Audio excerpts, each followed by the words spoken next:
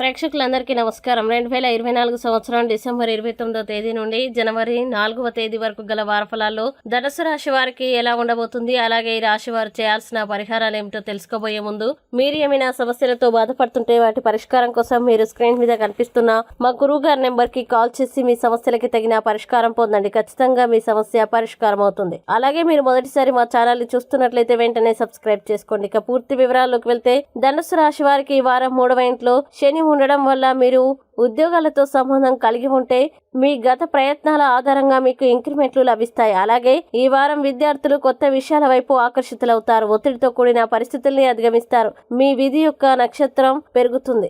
మీరు సంగీతం మరియు నృత్యంపై ఆసక్తి చూపవచ్చు. కార్యాలయంలో మీ పనితీరు అద్భుతంగా ఉంటుంది. న్యాయపరమైన విషయాల్లో విజయం సాధిస్తారు. పెండింగ్ పనులు మెరుగుపడే అవకాశం ఉంది. కుటుంబ సభ్యుల మధ్య మీ గౌరవం పెరుగుతుంది. మీరు మీ తండ్రి నుండి అద్భుతమైన మద్దతు పొందుతారు. ప్రజల పట్ల మీ బాధ్యతను అర్థం చేసుకోండి. సంబంధాల్లో ప్రేమ మాధుర్యం పెరుగుతుంది. మీరు మీ కెరీర్ లో మంచి ఫలితాల్ని పొందుతారు. ప్రజలు తీవ్రమైన సమస్యలపై మీ అభిప్రాయాన్ని తెలుసుకోవాలనుకుంటున్నారు.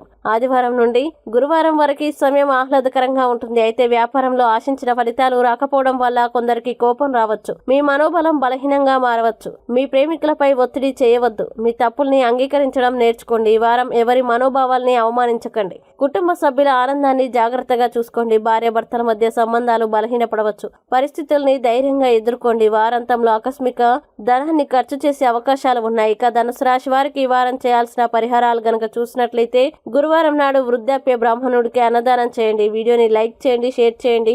మరియు మీరేమైనా సమస్యలతో బాధపడుతున్నట్లయితే వాటి పరిష్కారం కోసం ఒక్కసారి గురువు గారి నెంబర్ కి కాల్ చేసి మీ సమస్యలకి తగిన పరిష్కారం పొందండి. ఖచ్చితంగా మీ సమస్య పరిష్కారం అవుతుంది. ఇంకా మీరు అనుకున్నటువంటి అన్ని పనుల్లో అంతా మంచి జరగాలని కోరుకుంటూ సర్వే జన సుఖినో భవంతు.